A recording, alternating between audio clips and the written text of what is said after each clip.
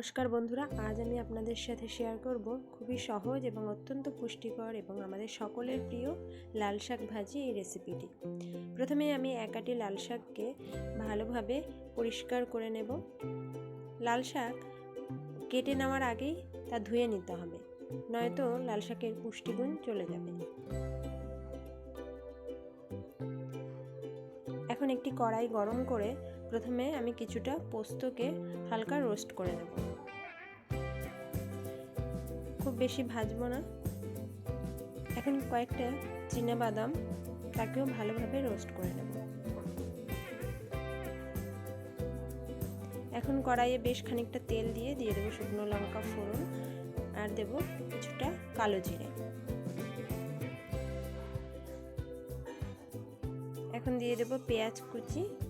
পেঁয়াজ কুচিকে কিছুক্ষণ ভেজে নেওয়ার পর হালকা লালচে হয়ে এলে দেব থেতো করে রাখা রসুন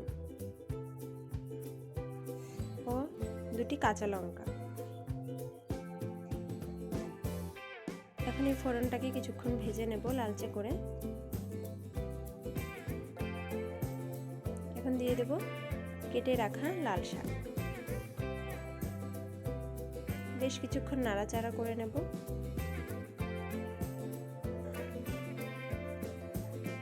এরপর লাল শাক থেকে জল উঠতে শুরু করবে। এই পর্যায়ে দিয়ে দেব লবণ।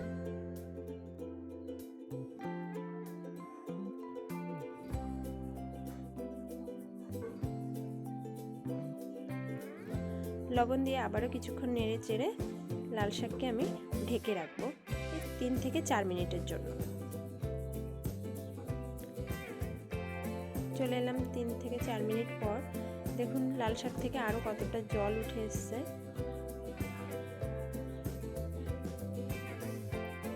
আবারও ঢেকে দিয়েছিলাম।